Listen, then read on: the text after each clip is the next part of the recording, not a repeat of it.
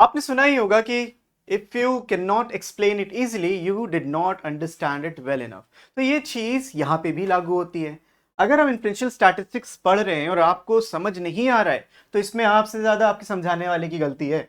तो अगर आप अच्छे से समझना चाहते हो इस वीडियो को पूरा देखना। मैं ऑलरेडी इन्फ्लुएंशियल स्टैटिस्टिक्स का एक पार्ट कवर कर चुका हूं, तो अगर नहीं देखा है तो आई बटन पे क्लिक करो, पहले उसको देख के आओ, वरना यहाँ पे कुछ समझ नहीं आएगा। सो शुरू करते हैं विद इन्फ्लुएंशियल स्टैटिस्टिक्स एंड आज बात करेंगे हम लोग सैम्पलिंग डिस्ट्रीब्यूशन की। क्या होता है सैम्पलिंग डिस्ट्रीब्यूशन? अब आपकी बुक में जो डेफिनेशंस लिखी हैं, जो एग्जांपल्स दिए हैं, बिल्कुल पढ़िए आप उसको, आपको पढ़ने के लिए कोई नहीं रोक रहा, लेकिन मैं आपको सिंपल तरीके से समझाऊंगा ताकि दिमाग में एकदम फिट बैठ जाए। तो सैम्पलिंग डिस्ट्रीब्यूशन होता क्या है? जब आप सैंपल्स लेते हो बहुत सारे लार्ज पॉपुलेशन से, इट्स लाइक दिस कि देखो मेरे पास ये पॉपुलेशन है, दिस इज द पॉपुलेशन वाला सिनेरियो। अब मैं इसका एक सैंपल लेता हूं, we call it as S1। Sample ले लिया, इसको S1 बोल दिया और हमने इसका मीन कैलकुलेट कर दिया, स्टैंडर्ड डेविएशन कैलकुलेट किया, जो हमने ऑलरेडी पहले वीडियो में करा था। बट व्हाट इफ अगर हम दूसरा सैंपल ले लें, मैं यहां पे दूसरा सैंपल S2 ले लेता हूं, तो अगर इस दूसरे सैंपल को कैलकुलेट करेंगे, क्या लगता है इसका मीन क्या आएगा? Same as S1? अरे भाई पॉपुलेशन तो आया है, तो हाँ आ सकता है, क्लोज हो सकता है। क्या एग्जैक्टली सेम होगा? बहुत ही रेयर चांस है कि एग्जैक्टली सेम आ जाए। तो पॉसिबिलिटी क्या है? पॉसिबिलिटी ये है कि जो मीन या मीडियन या जो भी आप कैलकुलेट कर रहे थे, जो भी कैलकुलेट कर रहे थे, whatever it is, standard deviation, variance, whatever you are calculating, जो इस सैंपल का आएगा उसी के क्लोज होगा इस सैंपल का विथ सम एरर। करेक्ट? कुछ कम कुछ ज्यादा हो सकता है। अब यहां पे तीसरा सैंपल ले लो, इसको S3 नाम दे देते हैं। इसका मीन कैलकुलेट करोगे तो इससे भी थोड़ा सा डिफरेंट ही होगा, लेकिन होगा आसपास, क्योंकि आप एक सेम पॉपुलेशन की बात कर रहे हो।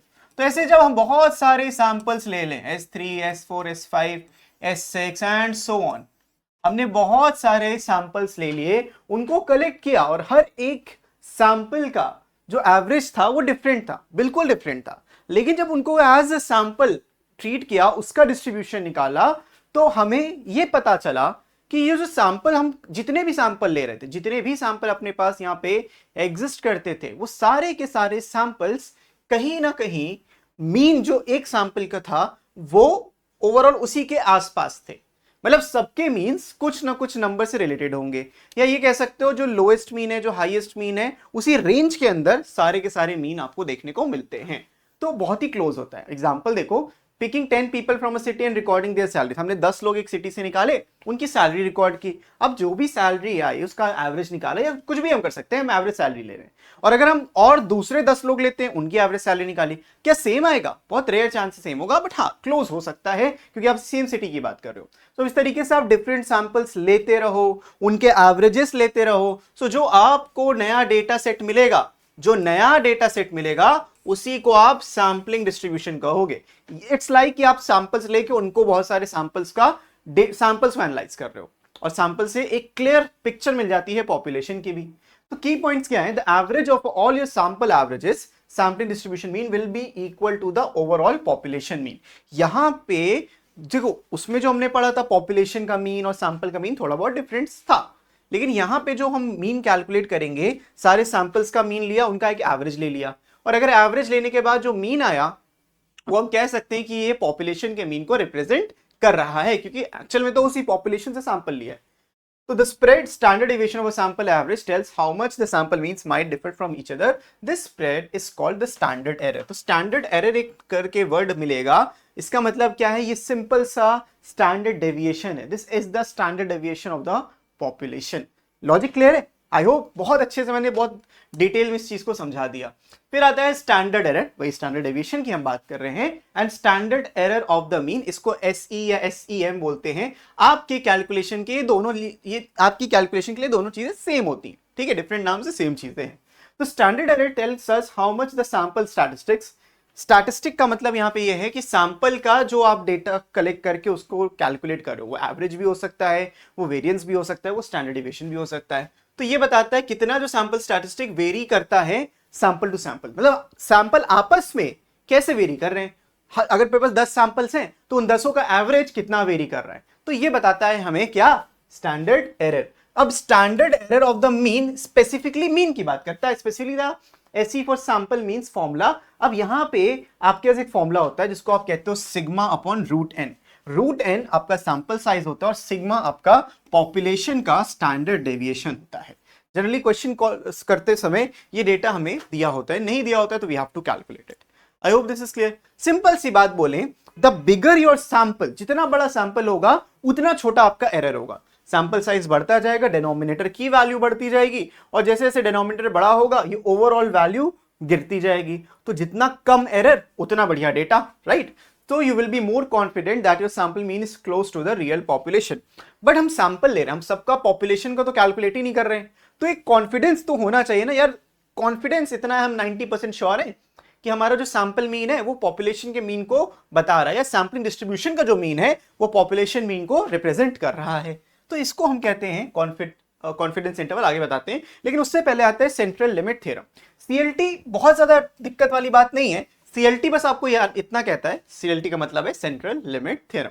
अगर आप जो सैंपल साइज है उसको 30 या उससे ज्यादा लोगे तो आपका जो कर्व है, जो डिस्ट्रीब्यूशन कर्व है, वो नॉर्मल डिस्ट्रीब्यूशन कर्व की प्रॉपर्टी को रिप्रेजेंट करने लगेगा।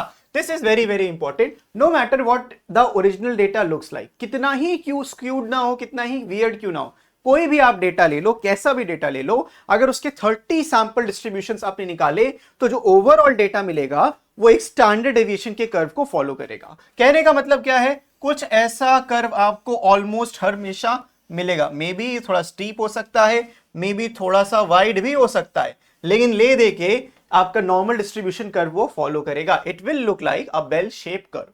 ये कब होता है, जितना अगर आप डेटा बिग इनफ लो। अब इसमें बिग इनफ को हम 30 और मोर से रिप्रेजेंट कर रहे हैं। अगर हम 30 या उससे ज्यादा सैंपल लेते हैं, बहुत, जैसे मैंने यहाँ पे मल्टीपल सैंपल्स रिप्रेजेंट किए थे स्टार्टिंग में, तो अगर ये 30 ऐसे सैंपल्स ले लें तो हमारा सीएलटी फॉलो होने लगता है, मतलब सेंट्रल लिमिट थ्योरम फॉलो होता है। सेंट्रल लिमिट थ्योरम क्या कहता है, आपका जो डिस्ट्रीब्यूशन है, कौन सा सैंपल का डिस्ट्रीब्यूशन, वो एक बेल शेप कर्व फॉर्म करता है। और बेल शेप कर्व का ये प्रॉपर्टी है कि वो नॉर्मल डिस्ट्रीब्यूशन का यूज करता है। नॉर्मल डिस्ट्रीब्यूशन की प्रॉपर्टीज को यूज करके उसके बेसिस पे हम प्रेडिक्शन कर सकते हैं। अब नॉर्मल डिस्ट्रीब्यूशन अगर आपने अभी तक नहीं पढ़ा है तो डिस्क्रिप्शन में भाई लिंक मिल जाएगी, जाके देखो, पूरी प्लेलिस्ट है, और हाँ आई बटन पे मिल जाएगा, जैसे आपको अच्छा लगे आप जाके देख सकते हो। तो ये बात हो गई सेंट्रल लिमिट थ्योरम की। आपको n greater than equal to 30 चाहिए to use central limit theorem, ठीक है। इससे आप अच्छे खासे कॉन्फिडेंस के साथ बोल सकते हो कि हाँ हमारा जो डेटा है वो इसको फॉलो करता है, उसके बेसिस पे हम प्रेडिक्शंस कर पाते हैं। So this is what central limit theorem states. उसके बाद आता है interval estimation. Instead of giving just one number as your answer, like the average salary is 50,000, you give a range which the real answer really likes. जैसे कि भाई अगर मैं एक सिंगल नंबर बोलता, जैसे 50,000 का उन्होंने एग्जाम्पल लिया, तो बहुत ही स्क्यूट था, क्योंकि भाई 50,000 जरूरी थोड़ी है मैं 10 लोगों का अलग सैंपल उठा लूं, मे भी हो सकता है उनका 48,000 आए, और 10 लोगों का उठा लूं 52,000 आए, तो डिफरेंट सैंपल्स में एवरेज भी डिफरेंट आ रहा है, correct. So what we should do कि उस सैंपल का एक फिक्स्ड वैल्यू ना बोल के हम क्या बोल सकते हैं, हम बोल सकते हैं कि इस रेंज में एवरेज लाया करता है। तो अगर एक रेंज मिल जाती है उतना हमारे लिए अच्छा होता है, और जितना कॉन्फिडेंटली हमें डेटा के बारे में पता होता है उतनी छोटी रेंज, उतना कम मार्जिन ऑफ एरर हमारे पास रह जाता है। जैसे मैं 50,000 बोल रहा हूं, तो 50,000 बोलने से बेटर क्या है कि भाई 2,000 ऊपर नीचे हो सकता है। कहते नहीं हो कि भाई 19-20 का फर्क है, थोड़ा सही तो फर्क है, वही मार्जिन ऑफ एरर की बात यहां पे आ जाती है। तो आई होप लॉजिक आपको क्लियर हो रहा होगा, ठीक है। तो ये जो है 2000 कम या 2000 ज्यादा, इसका एग्जांपल मैं आपको देता हूं। मान लो अब कोई भी फंक्शन करने के लिए कोई वेन्यू बुक करने का है, तुमने एक्सपेक्ट किया था कि शादी में 50 लोग, या फिर कोई भी बर्थडे पार्टी, कोई भी फंक्शन है उसमें 50 लोग आने थे।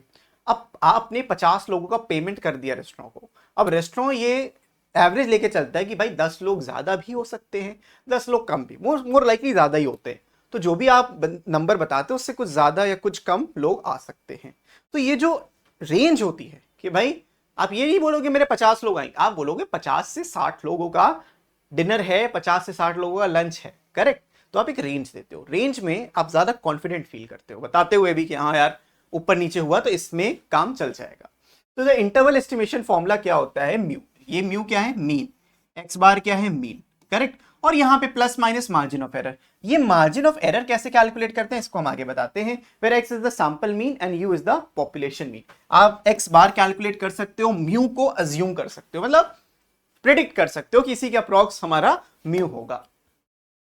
अब आते हैं कॉन्फिडेंस इंटरवल पे, और ये जो मार्जिन ऑफ एरर हम निकाल कैसे रहे हैं उसको समझते हैं। एक कॉन्फिडेंस इंटरवल क्या होता है? It consist of confidence level, कितना श्योर हो आप, कितना ज्यादा श्योर हो कि जो डेटा बता रहे हो एकदम कॉन्फिडेंट हो उस डेटा को लेके, how sure you are. Generally 90, 95%, 99% की हम बात करते हैं। इससे नीचे होगा तो कोई पॉइंट नहीं है डेटा को बताने का, आप कॉन्फिडेंट ही नहीं हो तो डेटा वैसे ही बायस्ड, बेकार है। सैंपल स्टैटिस्टिक का होती है the value you got from your sample. इसमें हम सैंपल मीन की बात कर सकते हैं, सैंपल वेरिएंस की बात कर सकते हैं, सैंपल स्टैंडर्ड डेविएशन की भी बात कर सकते हैं। फिर आता है margin of error, how much your answer could reasonably be off. Off तो होगा ऑब्वियसली, आते आप एकदम प्रेडिक्ट नहीं कर सकते हो। जैसे कि एक पॉलिटिकल पार्टी ने प्रेडिक्ट किया कि भाई हमको इतने वोट्स मिलने वाले हैं, ऊपर नीचे हो सकता है ना, तो वही बात है कि आप कितने रेंज में प्रेडिक्ट कर सकते हो, that is the margin of error. For example 95% confidence interval of 48,000 to 50,000 means if we repeat the same sampling process many times 95% of those intervals contain the true population। ठीक है, बहुत सारी बार करेंगे तो इसी के बीच में हमें नंबर मिलेगा 95% ऑफ द टाइम। और कैसे कैलकुलेट करते हैं मार्जिन ऑफ एरर का, उसका एक फॉर्मूला होता है, we use population standard deviation for this. तो कॉन्फिडेंस इंटरवल को एक बार आप और पढ़ सकते हो। कॉन्फिडेंस इंटरवल एक रेंज है वैल्यूज की जो हम सैंपल स्टैटिस्टिक्स से डिराइव करते हैं, and it is likely to contain the value of unknown population parameter. Confidence interval में 3 पार्ट्स हैं, एक कॉन्फिडेंस लेवल, एक सैंपल स्टैटिस्टिक और मार्जिन ऑफ एरर। और मैंने तीनों चीजें आपको ऑलरेडी यहाँ पे एक्सप्लेन कर दी हैं कि कौन सा क्या होता है, कौन सी चीज क्या होती है। A poll predicts candidate X will receive 40% votes with a 5% of margin of error with a 90% confidence level, meaning the votes likely fall between 35% and 45%। likely का मतलब है कि क्योंकि 90% confidence था और 5% margin of error था। 5% का मतलब क्या, 40 से 5 कम भी हो सकता है, 40 से 5 ज्यादा भी हो सकता है। सो मार्जिन ऑफ एरर का मतलब ये नहीं होता कि सिर्फ हमेशा कम होगा, ज्यादा भी पॉसिबल होता है। कैसे कैलकुलेट करते हैं मार्जिन ऑफ एरर को, उसको समझ लेते हैं। और इसकी एक टेबल होती है, पहले फॉर्मूला समझते हैं। मार्जिन ऑफ एरर को हम कैलकुलेट करते हैं एज जी वैल्यू। अब जेड वैल्यू आपने पढ़ा है ऑलरेडी प्रोबेबिलिटी डिस्ट्रीब्यूशन में, alpha by 2 into sigma upon root n. यहां पे जो सिग्मा है वो आपका स्टैंडर्ड डेविएशन है और जो एन है वो पॉपुलेशन साइज है, कितना बड़ा डेटा सेट है आपके, सैंपल साइज, कितने सैंपल्स आप यूज यहां पे कर रहे हो। This value comes from math table based on your confidence interval. तो Z alpha by 2 generally question में दिया रहता है, लेकिन बेटर ये होता है कि आप इसको याद कर लो। कभी भी 90% होगा तो जेड अल्फा बाय 2 की वैल्यू 1.645 होगी, 95% के लिए 1.96 होगी, और 99% के लिए ये जेड अल्फा बाय 2 की वैल्यू 2.576 होगी। अल्फा क्या है भाई, अल्फा है क्या, ये तो पूछा ही नहीं सर, अल्फा क्या होगा यहां पे। देखो अल्फा का मतलब ये होता है, अगर मैं 1 माइनस अल्फा लिखता हूं, ये तुम्हारा कॉन्फिडेंस है, दिस इज योर कॉन्फिडेंस, इतने तुम कॉन्फिडेंट हो। मतलब अल्फा है कि कितने तुम कॉन्फिडेंट नहीं हो, एक तरीके से इसको समझ सकते हो। तो 1 माइनस अल्फा वो हमारा कॉन्फिडेंस बताता है। मतलब कि अगर अल्फा की वैल्यू, यहां मैं आपको दिखाता हूं, अगर अल्फा की वैल्यू 0.10 है मतलब तुम्हारा कॉन्फिडेंस लेवल 90% है, क्योंकि 1 माइनस 0.1 0.9 होता है, 0.9 को ही आप 90% लिखते हो। तो तुमको ये पूरी टेबल नहीं याद करना, तुमको सिर्फ क्या याद करना है, हाँ अल्फा की वैल्यू कभी निकालनी हो तो यू कैन यूज इट। पहले कॉन्फिडेंस लेवल, बस तुमको क्या याद रखना है, इस कॉन्फिडेंस लेवल पे जेड अल्फा बाय 2 की वैल्यू ये होगी, इस कॉन्फिडेंस लेवल पे जेड अल्फा वैल्यू ये होगी, और इस कॉन्फिडेंस लेवल पे जेड अल्फा बाय 2 की वैल्यू 2.576 होगी। प्लीज रिमेंबर, तीन ही वैल्यूज हैं, आप याद कर सकते हो। कभी नहीं एग्जाम में आया तो क्या करोगे, आता है वैसे लेकिन नहीं आता है तो क्या कर सकते हो, बस फिर बैठ के रोना, ये कर सकते हैं। एग्जाम्पल समझते हैं, क्वेश्चन है आपके सामने और इसके क्वेश्चन बहुत ईजी होते हैं, just put in the values, simplify and solve. Suppose the sample mean salary is 50,000, population standard deviation is 4,000. You took a sample of 100 people and you want a 95% confidence interval. तो आप 95% के लिए Z alpha by 2 की value याद रखनी है, होती है 1.96। तो 1.96 यहाँ देखो भर दिया, और 4000 या सिग्मा की वैल्यू थी, छोटा वाला सिग्मा विच स्टैंडर्ड डेविएशन, और यहाँ पे रूट एन आ जाएगा। इसको आप सिंप्लीफाई करोगे, आपका 784 आ गया। ये 784 मार्जिन ऑफ एरर है। मार्जिन ऑफ एरर क्या बताता है, आपका पॉपुलेशन का ओवरऑल मीन बताता है। तो आप म्यू को लिखते हो x plus minus margin of error, ठीक है, मार्जिन ऑफ एरर लिखते हैं और ये आपका आंसर आता है। तो हमारा पूरा क्वेश्चन क्या है इसमें, या कंप्लीटली हमें करना क्या इस एक्सरसाइज में, you just need to calculate the margin of error. आपको ऑलरेडी मीन दिया रहेगा, किसका, सैंपल का मीन दिया रहेगा, और सैंपल के मीन के बेसिस पे आपको पॉपुलेशन का मीन निकालना होता है। कई बार नहीं भी दिया हो तो सैंपल का मीन भी निकालना होता है। तो बहुत सारा यहाँ पे काम करना है और हर एक क्वेश्चन को यहाँ पे हम डिस्कस करेंगे। एक समरी है, इस समरी को रीड कर लो, तुम्हारा बहुत भला होगा। और ये पीडीएफ अगर आपको चाहिए तो कहां जाना है, डिस्क्रिप्शन में पहले लिंक मिलेगी, उस लिंक पे जाइए और ऐप डाउनलोड करके फ्री मटेरियल्स में सब कुछ एज इट इज मिल जाएगा, तो आप डाउनलोड कर सकते हो। एक्सरसाइज 10.2 है आपके बुक का। तो repeated samples will give slightly different results but their averages tend to form a predictable bell curve. ठीक है, हमें डिफरेंट रिजल्ट जरूर मिलेंगे डिफरेंट सैंपल्स के, सेम पॉपुलेशन से अगर हम डिफरेंट सैंपल्स लेंगे will get different results every time. But वो जो डिफरेंट रिजल्ट है, अगर उसको एक गुड इनफ सैंपल साइज हो अपने पास, तो वो बेल शेप कर्व में बंध जाता है, या उसका डिस्ट्रीब्यूशन बेल शेप कर्व में हो जाता है। फिर आता है we use confidence interval to express how sure we are that the real values lies within the range. The bigger your sample the more accurate your estimate, ये तो हमने ऑलरेडी डिस्कस कर लिया। The standard error tells how much your sample results might bounce around. Okay, the margin of error is how far of your sample size result from your reality given your confidence level. तो बहुत ही basic सा है सब कुछ, please read it and समझो। अब आते हैं हम क्वेश्चंस के, एक्सरसाइज 10.2 के। हर एक बात को यहाँ पे डिस्कस करने वाला हूँ, कैसे सिंप्लीफाई करना है, क्या करना है, सबको देखो। A simple random sample of 50 items, मतलब n की वैल्यू 50 है, with a population with sigma 6 resulted in a sample mean of 32। तो x बार की वैल्यू 32 है, हमें निकालना है provide a 90% confidence interval for the population mean. So for 90% के लिए z अल्फा बाय 2 की जो वैल्यू होती है वो हमने ऑलरेडी डिस्कस करी, 1.645 होती है। तो ये वैल्यूज याद कर लो, 1.645। ओके, ये वैल्यू आपने याद कर ली। अब फॉर्म ये याद है तो आपको पता है कि आपको मार्जिन ऑफ एरर निकालना है। मार्जिन ऑफ एरर, तो मार्जिन ऑफ एरर क्या होता है, z alpha by 2 into sigma by square root of n। Simple सा एक फॉर्मूला है।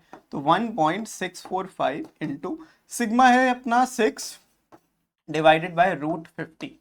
तो रूट 50 को कैलकुलेट करो। अब अगर आपके मन में ये आता है सर हमें ना बहुत दिक्कत होती है ये कैलकुलेशन करने में, हम कैसे रूट 50 कैलकुलेट करेंगे, कैसे सॉल्व करेंगे, पर बहुत दिक्कत होती है। तो परेशान मत हो, मैं बहुत अच्छा जुगाड़ बताता हूँ। हम ट्राई करेंगे कि इसको एक परफेक्ट स्क्वायर बना लें। अब परफेक्ट स्क्वायर बनाने के लिए हम क्या करना पड़ेगा, हमें ऊपर नीचे ना रूट 2 से मल्टीप्लाई करना पड़ेगा। ठीक है, हम रूट 2 से अगर मल्टीप्लाई करते सो व्हाट हैपेंस, देखो रूट 2 से मल्टीप्लाई होगा तो नीचे तो आपको मिल जाएगा 100, मतलब रूट का 100। ये सिंप्लीफाई करोगे तो आपको रूट में 100 मिल जाएगा, यानी कि सिंपल 10। अब लो भाई सिंप्लीफाई कर लो, कुछ बचा ही नहीं क्वेश्चन में। ये 3/5 आ जाएगा, इसको सिंप्लीफाई करोगे 5 1 से, ये 0.3 14 अगेन 2 45 यानी 9, 0.329 इंटू 3 इंटू रूट 2। भाई मल्टीप्लाई कर लीजिए, आपको यहां से मिल जाएगा ओवरऑल 1.395। इसको सिंप्लीफाई करेंगे तो आपको मिलेगा 1.395। ओके, 0.329 था, 3 से मल्टीप्लाई किया, रूट 2 से मल्टीप्लाई किया तो 1.395 के अराउंड आया। ये आपका मार्जिन ऑफ एरर। आप ME भी लिख सकते हो, MOE को ME लिखो, तुम्हारा मन चलेगा, या पूरा मार्जिन ऑफ एरर लिखना है वो भी लिख सकते हो। Got it?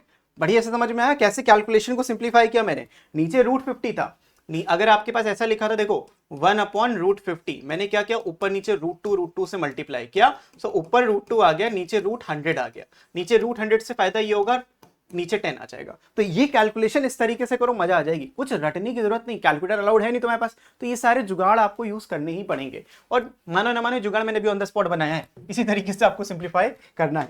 तो 1.395 मिल जाएगा, this is the margin of error. अब हमें पॉपुलेशन मीन निकालना है, तो कितना आ जाएगा, 32 प्लस माइनस जो भी अपना मार्जिन ऑफ एरर था विच इज 1.395। तो यहां से म्यू की दो वैल्यूज आएंगी। अब दो वैल्यूज क्या, वो एक रेंज बन जाती है, वो एक इंटरवल बन जाता है। जैसे यहाँ पे 30 म्यू जो होगा आपका, मतलब population mean, that belongs to 30.605 से लेके 33.395 तक। This is the interval. क्योंकि एक इंटरवल है, आप इसको ऐसे लिख सकते हो, this is the confidence interval. तो इस इंटरवल को आप लिख सकते हो, थोड़ा सा सिंप्लीफाई करना है सिंप्लीफाई कर लो, 30.60 से लेके 33.40 तक मैंने राउंड ऑफ कर दिया और ये आपका फाइनल आंसर हो जाएगा। तो इस तरीके से क्वेश्चंस करने हैं, ऐसे आप सेकंड पार्ट कर सकते हो। z अल्फा बाई 2 की वैल्यू उसके लिए कितना आ जाएगा भाई, 2.576। सिर्फ आपको 2.576 को मल्टीप्लाई करना है, सेम लॉजिक सब कुछ सेम, और ओवरऑल आंसर निकालना है। तो I hope this question is clear to all of you. बढ़िया था ना, इजी, कोई दिक्कत नहीं। अब आते हैं नेक्स्ट क्वेश्चन की तरफ, which is question number 2। Question number 2 में आपको बोला गया है कि यहाँ पे सिंपल रैंडम सैंपल 60 आइटम्स का दिया है। अब अगर ये 60 आइटम्स की बात कर रहे हैं तो n की वैल्यू यहाँ पे 60 हो जाएगी, n is equals to 60, resulted in a sample mean of 80, x bar हो जाएगा 80 and the population standard deviation यानी सिग्मा को 15 बोल दिया। Compute the 95% confidence interval for the population mean. तो पहले पार्ट में आपको कॉन्फिडेंस इंटरवल 95% चाहिए, इसके लिए हमने ऑलरेडी डिस्कस किया था, ये 1.965 होता है। तो आप राउंड ऑफ करके 1.96 भी लोगे तो गलत नहीं है, लेकिन प्रॉपर एक नंबर 1.965 ही लेना, वो ज्यादा बेटर रहता है। डोंट राउंड ऑफ अनलेस तुमको बोला जाए, अनलेस मजबूरी ही बन जाए तुम्हारी, तब तक राउंड ऑफ मत करना। तो यहाँ पे जो z alpha by 2 for 95% confidence level, यहाँ पे जो वैल्यू मिलेगी वो मिलेगी 1.6, कितना था भाई, 1.645, 1.645 या 1.65 भी बोलोगे तब 95% के लिए 1 पॉइंट कितना था, कितना था, 1.96 था। ओके, ये 90% था फिर, हाँ 90% था, तो 1.96 है, सही है, 1.96 लेंगे, दिस इज 1.96। तो देख लेना कितना परसेंट बोला गया, एक बार चेक करके ही हमेशा सॉल्व करना। तो इसका जो मार्जिन ऑफ एरर है, मार्जिन ऑफ एरर ये हो जाएगा z अल्फा बाई 2 यानी 1.96 into sigma which is 15 divided by square root of 60। मेरा क्या एम है भाई, मेरा एम यहाँ पे ये है कि मैं ऐसा नंबर मल्टीप्लाई करूँ कि नीचे परफेक्ट स्क्वायर बना दूँ। अब परफेक्ट स्क्वायर 60 के टेबल में कौन सा बन सकता है, 120 बनेगा नहीं, 180 बनेगा नहीं, 240 भी नहीं, 300 भी परफेक्ट स्क्वायर नहीं बनेगा, बट हाँ somewhat you can simplify that. 300 भी नहीं बनेगा, 600 भी नहीं बनेगा, बीच में 360 है, नहीं बनेगा, 360, 480, तो you can just look out for the numbers जो बन सकते हैं। हाँ 900 बन सकता है, अगर आप 900 लोगे तो वो बन जाएगा परफेक्ट स्क्वायर, 30 का स्क्वायर होता है। तो 900 बनाने के लिए मुझे ऊपर नीचे एक नंबर से मल्टीप्लाई करना होगा, तो वो नंबर क्या होने वाला है, √15, √15 ऊपर, √15 नीचे। ये मैं नंबर इसलिए मल्टीप्लाई कर रहा हूँ ताकि मुझे 1.96 into 15 into √15 divided by square root of 900, 15 6 ठीक है 900। अब इससे क्या होगा, ये जो नंबर है डिनोमिनेटर का, देख रहे हो √900, इसको मैं लिख सकता हूँ 30। तो मैं नहीं चाहता डिनोमिनेटर में कोई भी ऐसा नंबर आए, कोई भी ऐसा नंबर है जो मुझे प्रॉब्लम क्रिएट करे। अब √15 को मल्टीप्लाई करना आसान है, √15 निकालना पड़ेगा, ऊपर √60 निकालना पड़ता, अब आपको ऊपर √15 ही निकालना है वैसे भी। और यहाँ पे जब सिंप्लीफाई करोगे 15 60 30 नहीं, उससे आते ही ना, ठीक है, 15 से 15 1/2 आ जाएगा, इसको सिंप्लीफाई करोगे 1.96 0.98 आ जाएगा, 0.98 इंटू 15 का √15 कर लीजिए। अब √15 की जब वैल्यू कैलकुलेट करोगे तो अराउंड कितना मिल जाता है, समथिंग मिल जाएगा यार, 4 से तो कम ही होगा, 3 से ज़्यादा, 3 पॉइंट समथिंग, एंड आपको मिल जाएगा यहाँ पे टोटल 3.795। इसको सिंप्लीफाई करके मिल जाएगा 3.795, बिकॉज √15 3.9 के अराउंड होगा और 0.98 से मल्टीप्लाई करोगे 3.795 आएगा। You just have to simplify it. Okay, √15 निकाल, अगर किसी को √15 निकालने में भी दिक्कत है भाई तो मैं क्या कर सकता हूँ, √15 निकालने में अगर दिक्कत है कमेंट कर देना, मैं आपको सिखा दूंगा स्क्वायर रूट कैसे निकालना है, एक वीडियो निकाल दिया जाएगा ताकि आप उसको कर पाओ। 3.795 यहाँ पे मिल जाएगा। तो ये हो गया भाई, क्या है, कंप्यूट द कॉन्फिडेंस इंटरवल, हमें इंटरवल चाहिए था। सो कॉन्फिडेंस इंटरवल जो होगा that is, confidence interval will be between, ये होता है x plus minus, x bar plus minus this value 3.795, x बार था अपना 80 प्लस माइनस 3.795, तो 80 से 3 माइनस करोगे 77 पर 76.05205, 76.205 comma 83 0.795 and this will be your final answer. This is the confidence interval which you'll be getting. I hope this is clear. इस तरीके से हो जाएगा. Assume that the same sample mean was obtained from a sample of 120 items. Provide a 95% confidence interval for the population mean. मतलब कि वैसे भी ये 1.96 रहेगा. अब यहाँ पे रूट 120 आ जाएगा. अब अगर रूट 120 होगा उसके अकॉर्डिंग बस आपको सिंप्लीफाई करना है. Nothing different, nothing very problematic. ठीक है, तो उसको याद करो, समझो एंड सॉल्व करो. फिर आते हैं अब हम नेक्स्ट क्वेश्चन की तरफ, विच इज क्वेश्चन नंबर 3. इस क्वेश्चन नंबर 3 में आपसे ये बोला गया है कि यू नीड टू कैलकुलेट. सबसे पहले तो सम, इसका जब आप सम कैलकुलेट करोगे तो मीन भी आपको इसमें खुद कैलकुलेट करना है और 95% कॉन्फिडेंस इंटरवल के साथ इसका वो भी निकाल लेना है. तो 95% कॉन्फिडेंस इंटरवल के साथ हमें यहाँ पे देखो सिग्मा भी कैलकुलेट करना पड़ेगा.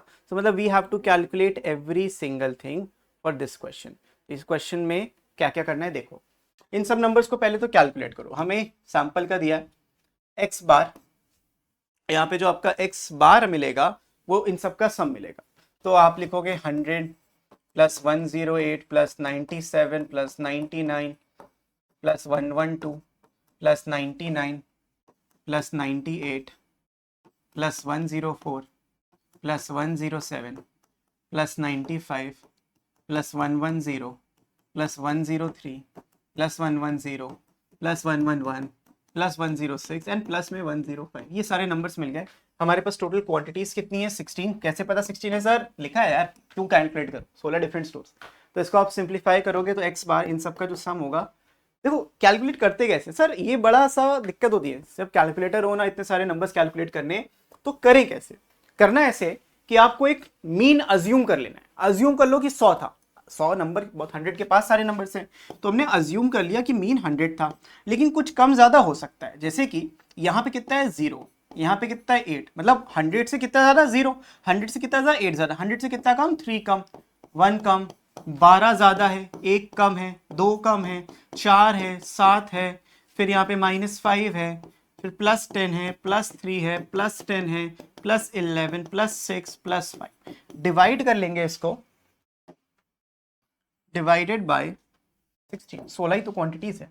तो अब इन सबको कैलकुलेट करो. कैसे कैलकुलेट करने? देखो 8 - 3 - 4, ये 4 हो गया, 4 12 16, 16 - 3 13, 13 + 4 17, 17 17 + 2 19, 19 + 10 29, 29 + 3 32, 32 + 10 42, 42 + 11 53 एंड 53 + 11 64, 64 आ रहा है.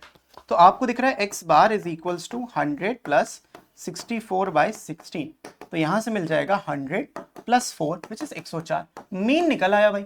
कितना डिफिकल्ट था? कुछ नहीं. अगर आप बिना कैलकुलेटर के भी करते हो, मैंने आपके सामने करके दिखाया. लो भाई, ये सारी चीजें आप क्वांटिटेटिव एप्टीट्यूड में पढ़ते हो, इसी तरीके से करा जाता है. कैलकुलेशन ही किंग है भाई. यहाँ पे कैलकुलेशन कितनी जल्दी आप कर पाओ वो मैटर करता है. सैंपल मीन हमने कैलकुलेट कर दिया, 104 आ रहा है. डिटरमाइन द, उसके बाद बोला है assume that the price of this product follows a normal law of variance. मतलब वेरियंस है इसका 25. वेरियंस का मतलब क्या है? सिग्मा स्क्वायर अगर 25 है तो आपको स्टैंडर्ड डेविएशन मिल जाएगा which is sigma which is 5. तो आपको सारे नंबर्स अब यहाँ पे मिल चुके हैं. आपके पास मीन भी है, आपके पास सिग्मा भी है. अब हम z alpha by 2 निकालते हैं. z alpha by 2 for 95%. Correct? 95 बोला ना, 95% के लिए 1.96 होता है भाई. तो 1.96 लिख लोगे. अब 1.96 लिखने के बाद यहां पे आगे कैलकुलेट करना है. कैसे? मार्जिन ऑफ एरर का फॉर्मूला प्लीज रिमेंबर दिस. मैं एक बार फिर से लिख दे रहा हूं, z alpha by 2 sigma by √n. तो वैल्यू हमें सब पता है 1.96. सिग्मा की वैल्यू हमने निकाला 4 डिवाइडेड बाय √16 है. तो √n, n 6 नहीं 16 है. हाँ ठीक है, √n 16 और सिग्मा 5 है. सिग्मा 5 है और √n √16 है. तो यहाँ पे सिंप्लीफाई करेंगे 1.96 इंटू 5/4 जो 1.25 होता है. सो इफ यू मल्टीप्लाई, या ऐसे मल्टीप्लाई ना करके देखो कैसे करते हैं. 5/4 है, 1 टाइम्स 0.4 और क्योंकि 30 कितना बचा, 36 बचा तो 9, 0.49, 0.49 इंटू 5. देखो 4.9 का भी यहाँ पे आपको आधा मिल जाएगा 2.45. तो ये आ जाएगा 2.45. कैलकुलेशन कैसे करते हो भाई? तुम्हारे हाथ में, ये तो तुम्हारी स्पीड पे डिपेंड करता है. इसके बाद आपको म्यू निकालना है जो होता है x bar plus minus margin of error. अब मार्जिन ऑफ एरर हमने निकाला 2.45 और x बार कितना था यहाँ पे दिया है, ये देखो हमने निकाला अभी ताजा था 104, ये है अपना x बार। तो 104 प्लस माइनस 2.45, तो आपको जो इंटरवल मिल जाएगा इससे अगर 2 माइनस करेंगे तो 101.55 कॉमा 106.45। हो गया भाई, खत्म, क्वेश्चन खत्म। यहीं पे कैलकुलेशन में डिफिकल्टी लगी कुछ भी नहीं है, ऐसे डिफिकल्ट सॉल्व करते भाई। बढ़ते हैं अगले क्वेश्चन की तरफ। The average height of a random sample of 400 adult males. Okay, so question number 4 को आप पहले खुद रीड करो, देन सिंप्लीफाई करने की कोशिश करो। तो फोर्थ में एवरेज हाइट आपको दी है 400 मेल्स की 175 और स्टैंडर्ड डेविएशन वगैरह सब कुछ दे दिया गया। और यहाँ पे 90% 95% निकालना है। मैं एक करूंगा, बाकी आप करोगे, दूसरा आप कर लोगे, एक मैं कर लेता हूँ। तो आपको पता है यहाँ पे सैंपल है 400 लोगों का, और जो एवरेज हाइट है मतलब सैंपल का जो हाइट है वो 175 है। It is known that the population standard deviation is 40। लो कुछ है ही क्वेश्चन में यार, 40। और यहाँ पे z अल्फा बाई 2 फॉर 90%, इसकी जो वैल्यू आती है 1.645 आती है। तो ये वैल्यूज याद रखो यार, इसमें क्या डिफिकल्टी है, कुछ भी डिफिकल्टी नहीं है।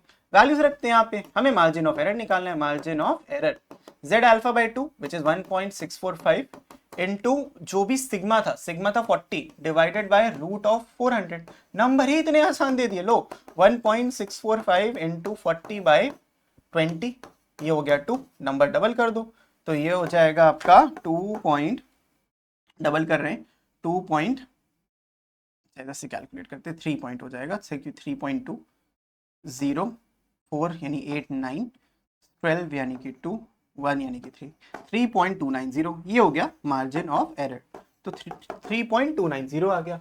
अब अगर 3.290 है और मुझे मालूम है x बार 175 है, तो हमारा जो म्यू होगा that is x bar plus minus margin of error.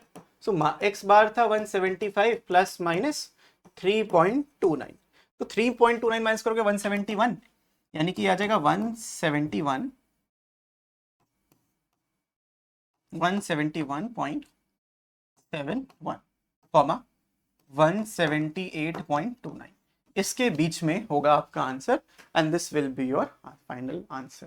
है ना इजी, समझ में आ रहा है? मजे से यार करो, कोई दिक्कत ही नहीं है। और दूसरे पार्ट के लिए बस z अल्फा बाई 2 की वैल्यू, बाकी सब तो सेम रहेगा, 1.96 ले लेना बस सेकेंड पार्ट में, तो बाकी तो हो ही जाएगा। बढ़ते हैं फिफ्थ क्वेश्चन की तरफ। इसके बाद बोला गया है जो मंथली सेल्स हैं of plywood shop are normally distributed. अब नॉर्मली डिस्ट्रीब्यूट नहीं भी बोलते तब भी हम समझते हैं कि हाँ sir normally distributed, normal distribution ही हमको यहाँ पे करना है। तो नॉर्मली डिस्ट्रीब्यूटेड बिटवीन दिस, तो सिग्मा हमको दिया है 900, स्टैंडर्ड डेविएशन कितना है 900। Statistical study of sales in the last 9 months has found a confidence interval for the mean with the extremes। अब यहाँ पे तो बेटा एक्सट्रीम्स दे दिए। एक्सट्रीम्स का मतलब क्या है, ये आपका म्यू की दो डिफरेंट वैल्यूज हैं, मतलब यहां से एक्स बार निकलेगा। जो एक्सट्रीम्स होते हैं मीन हमेशा उसके बीच का होता है, हमेशा, ठीक है, हमेशा मीन उसके बीच का होता है। सो आप यहां से क्या निकालते हो, आप एक्स निकालते हो, ठीक है, वो एवरेज सेल्स हमें निकालनी है, वो हम एक्सट्रीम्स दिए हैं। तो आप एवरेज सेल्स यहाँ पे कैलकुलेट करोगे तो यहां मिल जाएगा 4663। ओके ये 63 था, वैसे इसको थोड़ा सा 63 लिख लेते हैं, दिस इज रॉन्ग, 666 नहीं है, 4663 प्लस 5839 डिवाइड बाय 2 कर लेंगे। तो यहाँ से x बार की वैल्यू आएगी 9 3 12 3 6 10 8 6 14 एंड 5 4 10, 10,502 डिवाइडेड बाय 2 5251। तो x बार आ गया आपका 5251। This is the answer 5251। Basic सही आंसर है। अब इसके बाद हमको मार्जिन ऑफ एरर कैलकुलेट करना है। पहला तो हो गया कि एवरेज सेल्स क्या थी, what is the confidence level of this interval. तो पहले तो मार्जिन ऑफ एरर कैलकुलेट करो। मार्जिन ऑफ एरर क्या होता है, कोई भी एक एक्सट्रीम लेके इसको माइनस कर दो। तो हमारा जो ये आया 5839, इसमें से हम 5251 माइनस कर देंगे। तो जब ये माइनस करोगे तो तुमको मार्जिन ऑफ एरर मिल जाएगा 588 का। तो 588 का मार्जिन ऑफ एरर मिल रहा है अपने को, 588 का मार्जिन ऑफ एरर मिल रहा है। 5251 माइनस करेंगे 500, हाँ ठीक है 88, हाँ ठीक है 588 का मार्जिन ऑफ एरर है। उसके बाद हमारा स्टैंडर्ड एरर अपने को कैलकुलेट करना है। तो वो स्टैंडर्ड एरर मैंने आपको सीधा बताया था होता ही है, जितना भी आपने अभी तक फॉर्मूला निकाला, जो कॉन्फिडेंस इंटरवल आप निकाल रहे हो, ये जो फॉर्मूला निकाल रहे हो, इसमें से इतना पार्ट को हम स्टैंडर्ड एरर बोलते हैं। हमेशा सिग्मा अपॉन रूट एन, मैंने स्टार्टिंग में बताया था, सिग्मा अपॉन रूट एन आपका मार्जिन ऑफ मतलब स्टैंडर्ड एरर होता है। So you can just calculate the standard error. तो यहाँ पे हम स्टैंडर्ड एरर कैलकुलेट करेंगे। हमने स्टार्टिंग में फॉर्मूले में देखा था कि इसकी जो वैल्यू होती है वो होती है sigma by root n. Sigma की वैल्यू अपने को पता है 900 थी, रूट एन मतलब कि हमें 9 महीने की सेल्स चाहिए, 9 मंथ्स का पीरियड था, तो रूट में 9 आ जाएगा, तो यानी 3 से कटेगा 300। तो this is the standard error. तो स्टैंडर्ड एरर ये है और मार्जिन ऑफ एरर ये है, तो हमें z अल्फा बाई 2 की वैल्यू यहीं से मिल जाएगी। कैसे पता सर? देखो z अल्फा बाई जो मार्जिन ऑफ एरर होता है उसका जो फॉर्मूला होता है वो कैसा होता है, z alpha by 2 into sigma upon root n. और सिग्मा बाई रूट एन अभी हमने देखो कैलकुलेट किया 300 आया, इसी को हम स्टैंडर्ड एरर बोलते हैं। तो मार्जिन ऑफ एरर था 588 और ये था z अल्फा बाई 2 और इनटू में 300। तो यहाँ से आप बोलोगे नहीं कि सर z अल्फा बाई 2 की जो वैल्यू है वो 588 डिवाइडेड बाई 300 आएगा। अब अगर ये 588 बाई 300 आ रहा है तो तुमको यहाँ से नंबर भी मिल रहा है 1.96। अब ये जो 1.96 से बड़ा स्पेशल सा नंबर है, क्योंकि हमने इसको देखा था, ये 95% जब कॉन्फिडेंस लेवल होता है तभी मिलता है। एग्जैक्टली 1.96 मिल रहा है। और 1.96 किसके लिए मिलता है? व्हेन कॉन्फिडेंस लेवल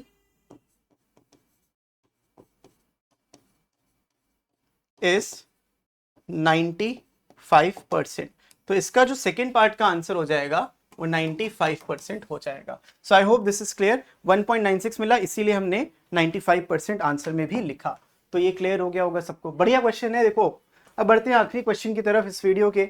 और इस क्वेश्चन में आपको बस 99% कॉन्फिडेंस इंटरवल दिया ही है, कोई बहुत ज्यादा बड़ा क्वेश्चन नहीं। एक्चुअली आखिरी क्वेश्चन को और इजी कर दिया उन्होंने। 99% confidence interval for population mean was reported to be 83 to 87। If sigma is equals to 8 what's the sample size was used. हमें एन निकालना है। बहुत ही वाहियात सा सिंपल सा सवाल है। तो यहाँ पे और बोला क्या गया है, हम मार्जिन ऑफ एरर निकाल सकते हैं। उससे पहले हम एक्स बार निकालेंगे। एक्स बार होगा 83 प्लस 87 डिवाइडेड बाई 2। इनके जस्ट बीच का नंबर जो होगा वो आएगा विच इज 85। तो एक्स बार अगर 85 है यानी जो मार्जिन ऑफ एरर है वो है 87 माइनस 85। 2 का मार्जिन ऑफ एरर है, दो ही का ही यहाँ पे आपको एरर मिल रहा है। और हमें मालूम है यहाँ पे फॉर 99% जो z अल्फा बाई 2 की वैल्यू होती है वो 2 कितना 576 होता है, 2.576 होती है। This is the value of z alpha by 2 for 99% confidence level. और हमको बस इतना पता था, फॉर्मूले में वैल्यूज रखते हैं आपको आंसर आ जाएगा। तो फॉर्मूला मार्जिन ऑफ एरर का था z alpha by 2 into sigma by root n. हमें रूट एन नहीं पता तो रूट एन को मार्जिन ऑफ एरर लिखते हैं पहले 2 equals to z alpha by 2 2.576 into sigma था 8 डिवाइडेड बाय रूट एन। अब यहाँ से कैंसिल करोगे तो 4 आएगा, रूट एन को इधर भेजते हैं तो इसको 4 इंटू 6 24, 4 इंटू 7 4 इंटू 6 24, 4 7 28 30 एंड 4 5 23 हो जाएगा, 20 एंड 23, 4 2 8 2 10, तो 10.304। तो अब जब n का स्क्वायर करोगे तो 10.304 का भी यहाँ पे स्क्वायर हो जाएगा, जो अप्रोक्सीमेटली यहाँ पे रूट एन का स्क्वायर है ना बच्चों, रूट एन का होल स्क्वायर। तो ये तो आपको n मिल जाएगा और इसका ओवरऑल स्क्वायर करके तुम्हें अराउंड 106 के अराउंड नंबर मिल जाएगा and this is your answer. तो n था आपका 106। तो हर टाइप के क्वेश्चन हमने आज के वीडियो में कवर किए हैं। This was exercise 10.2 completely solve बिना किसी डाउट के। सो अगर अभी भी आपको कोई डाउट है तो आप मेरे से कनेक्ट कर सकते हो वाया कमेंट्स या via app also, choice is yours. तो इस वीडियो के लिए बच्चों इतना ही। मैं मिलता हूं आपसे नेक्स्ट वीडियो में, तब तक के लिए keep practicing, keep learning, take care and bye bye.